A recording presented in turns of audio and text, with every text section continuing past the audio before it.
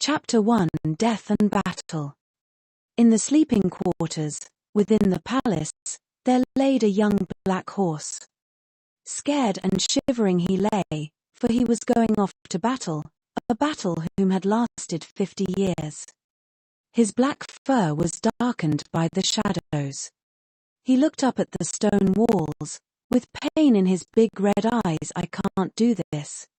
I don't want to fight. And yet, I'm here waiting for armor. Is this really my purpose? He said, sighing.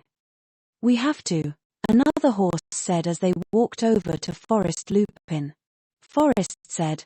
The large Polino Shire horse stood in front of Forest. We should run away. He neighed, looking at Lupin. We can't. We'd be killed. I'm sorry we have to fight, he said with his voice unfazed. Forest jumped up with rage in his eyes. Ears back and nostrils flared. Are you not scared? If not scared for yourself, then won't you worry about me? He sobbed. Lupin moved back. Pain struck him like an arrow to the heart. He tried to speak, but his mouth was tied stuck. Forest slowly walked away to a dark corner of the sleeping quarters. He couldn't get past how Lupin didn't barely care nor show any emotion.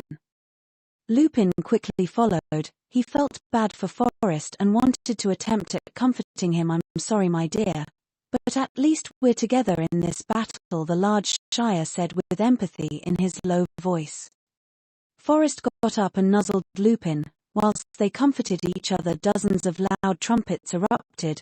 Then a series of walking into organized rows and quieting down left Lupin and Forest to go into the main hall of the palace.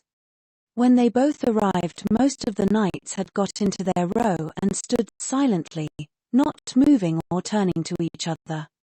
In front of everyone were two horses on a podium, one an Arabian with a glossy grey coat and the other a Welsh pony with dapples across her bay coat. Both stood side by side.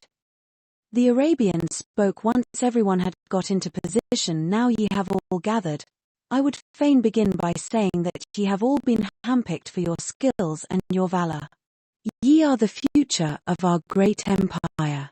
Ye must work together to win this and to survive, and if any of ye should die this night or in the weeks to come, ye shall be honored here, and the great goddess Augustine shall guide thee through the afterlife, and she shall bless thee with gold, love, and to be reunited with thy loved ones who may have perished in this battle. He declared, his voice stern. After a couple silent moments, the young Welsh pony stood up proudly. Our king is right. Augustine hath blessed ye all with eternal life, and whilst ye be here ye shall serve thy empire, and be a good horse to all ye know. At dawn this battle shall begin, for now make ye ready and do not fool about. The small pony proudly said as she stepped off the podium, leaving the king to say his final message. Gear ye all. The battle is nigh, so be ye ready, he said as he slowly stepped off the podium himself. All the knights reared up in applause for their king except from a few in the back of the rows. All the horses began to put their armor on. It was heavy, so some had to get help from larger horses. Then they got their weapons, which were mostly swords, spears, and bows and arrows. Lastly, everyone got their shields in case of ambush or archers. Once everybody had gotten ready and prepared, Lupin and Forest started to endlessly search for each other through the thick bunches of other horses.